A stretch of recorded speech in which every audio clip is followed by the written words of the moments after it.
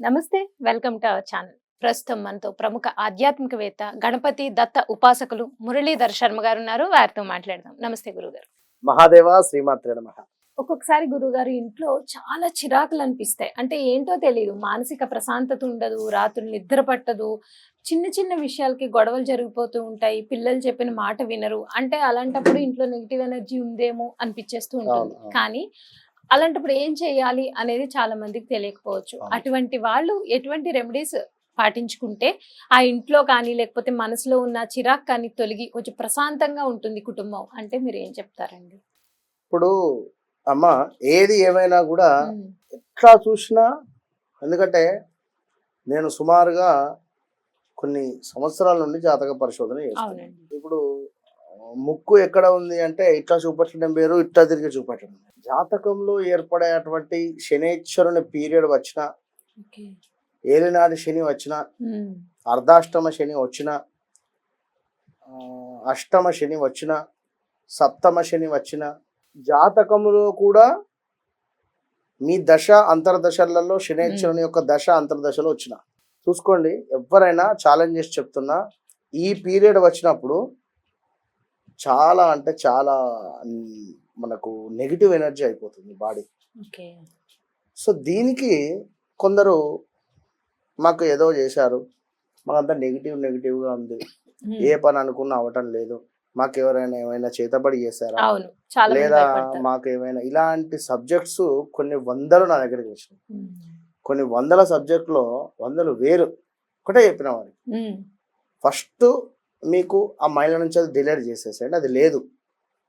శని పీరియడ్లో దశ అంత వాళ్ళకి చూపెట్టిన, బోర్డు మీద వేసి మరి వాళ్ళకి క్లియర్గా చూపెట్టిన, ఇగో అమ్మ ఈ టైం నుండి ఈ టైం దాకా అవునా కాదా, ఎస్ అవును, నేను పాయింట్అవుట్ చేసి వారికి చెప్పిన, నిజమే గురువు గారు, సో మీరు ఇది చేసుకోండి అని చాలా మందికి చెప్పాను.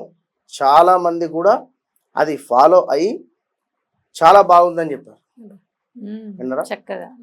కనుక ఎవరైనా కూడా నేను చెప్పేటువంటిది జాతకం అనేటువంటి అల్టిమేట్, ఇది నమ్మినటువంటి వారికి ఎంతో అద్భుతం, ఇదంతా ఏమిటి అనుకునేటువంటి వారికి అంతే. మనం ఏం కనుక చాలా అంటే చాలా అద్భుతమైనటువంటి మిరాకిల్స్ జాతకం సముద్రం.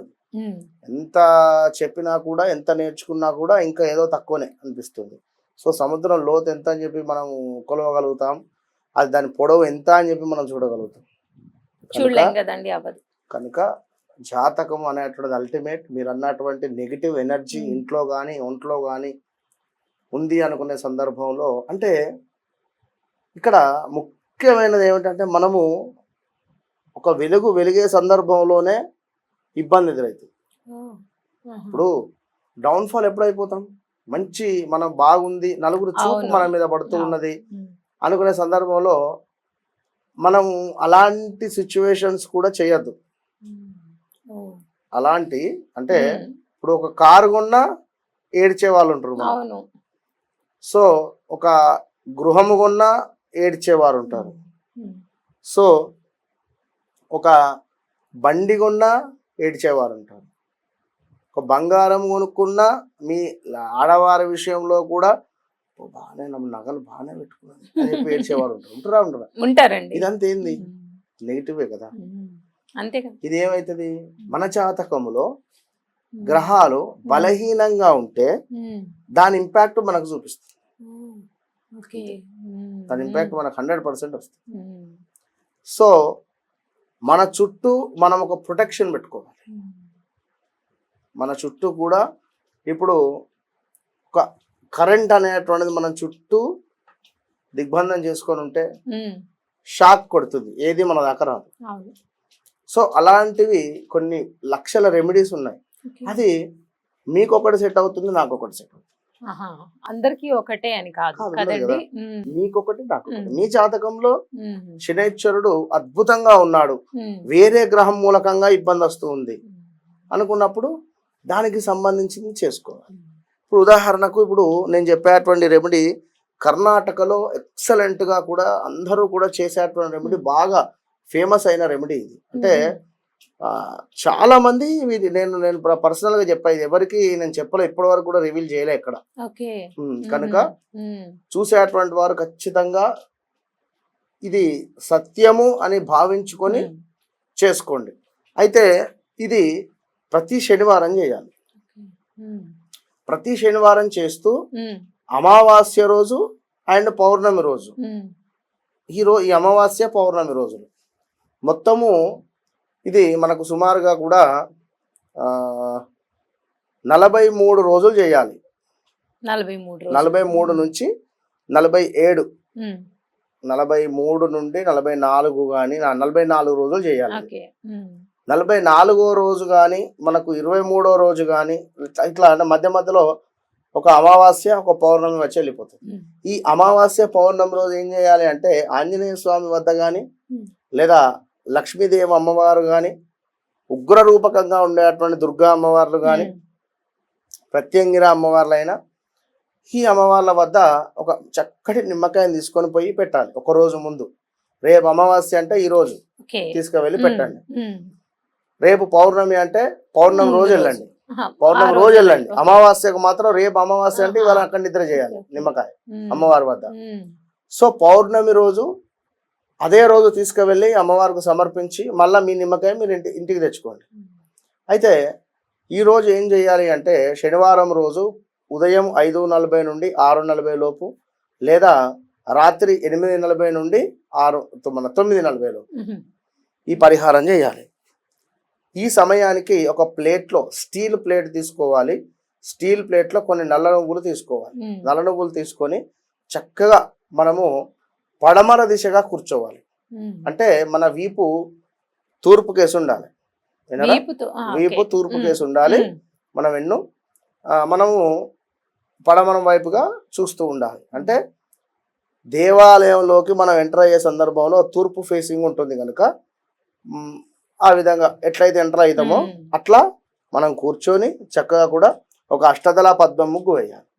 లేదా స్వస్తికో మీకు ఇచ్చినటువంటి ముగ్గు వేయండి. మంచి ముగ్గు వేసి ఆ ముగ్గుపై ఒక ప్లేటు పెట్టి, ఆ ముగ్గుపై ఈ యొక్క ప్లేటు పెట్టి ఈ ప్లేట్లో నల్ల నువ్వులను పోసి చక్కగా కూడా నల్ల నువ్వులను పోసిన తర్వాత మనకు ఈ యొక్క బ్లూ కలర్ పువ్వులు దొరుకుతాయి. అది ఇట్లా బ్లూ కలర్ లో వస్తాయి, గమ్మత్తుగా ఉంటుంది. చామంతి పూలు కూడా ఉన్నాయి ఇవాళ రేపు. సో చక్కగా శంకు పుష్పాలు అంటారు, లేదా బ్లూ కలర్ చామంతి పుష్పాలు అయినా దొరుకుతాయి. ఈ శనైశ్వరుని యొక్క 108 నామాలు చెప్పుకొని ఒక 4 పుష్పాలు ఆ యొక్క నల్ల నువ్వులపై వేసి చక్కగా కూడా దానికి కొంత బెల్లము కానీ మిశ్రీ కానీ నైవేద్యం పెట్టి దాని తర్వాత ఈ యొక్క ఏదైతే పౌర్ణమి రోజు కానీ ఏదైతే అమావాస్య రోజు కానీ మనం చెప్పుకున్నామో ఈ నిమ్మకాయను అమావాస్య ముందు రోజు దేవాలయంలో పెట్టి అమావాస్య రోజు వెళ్ళి ఆ నిమ్మకాయ తెచ్చుకొని పౌర్ణమి రోజైనా అమ్మవారి వద్ద నిమ్మకాయ ఉంచి ఆ నిమ్మకాయని తెచ్చుకొని చక్కగా కూడా కడప మీద పెట్టి దాన్ని 2గా కూడా కట్ చేసి అది పసుపులో అద్ది లెఫ్ట్ సైడ్ పెట్టాలి, కుంకుమలో అద్ది మనకు రైట్ సైడ్ పెట్టాలి. సో కట్ చేసాం, ఇటు రైట్ సైడ్ తీసి పసుపులో అద్ది లెఫ్ట్ సైడ్కి పెట్టాలి, ఇది తీసేసి రైట్ సైడ్కి పెట్టాలి కుంకుమలో అద్ది. పెట్టిన తర్వాత ఇది ఏదైతే మనం చెప్పుకొని ఉన్నామో ఈ నల్ల నువ్వులు ఇవన్నీ కూడా ఒక చక్కగా పేపర్లో ప్యాక్ చేసేసుకొని కొంత చక్కెర కూడా యాడ్ చేసేసి అందులో ప్యాక్ చేసేసి దీన్ని ఇంటి బయటికి వచ్చి ఒక 9 మార్లు ఇటు 9 మార్లు ఇటు దిష్టి తీసేసి చక్కగా కూడా దీనిని ఎవరు తొక్కని ప్రదేశంలో కానీ లేదా కుదిరితే కాకి ఎక్కడైనా కనబడ్డా కాకి తినేటువంటి విధంగా పెట్టినా మంచిదే కాకులకు, లేదా పారే నీటిలో అయినా కూడా దీన్ని వేయడం వల్ల ఎక్సలెంట్ రిజల్ట్ ఉంటుంది. ఎక్సలెంట్ అంటే మోస్ట్ పవర్ఫుల్ ఇది చెప్పా ఇందాక. సో నెంబర్ 1 తారీఖు అంటే 1వ తారీఖు రోజు దాల్చిన చెక్కను చక్కగా కూడా పొడిగా చేసి ఇంత దాల్చిన చెక్క తీసుకొని ఈ పొడిని చేతిలో పెట్టుకొని చక్కగా కూడా ఇంటి గుమ్మం బయటికి వచ్చి ఇంటి గుమ్మంలోకి మనం ఎంటర్ అయ్యే సందర్భంలో ఊదేసి మీరన్నట్టుగా చాలా మంచి పరిహారాలు ఇవి పాటిస్తే కనుక అదే కొన్నాళ్ళు మీరు చెప్పిన 42 రోజులు చేయమని చెప్పారు మీరు. సో ధన్యవాదాలండి.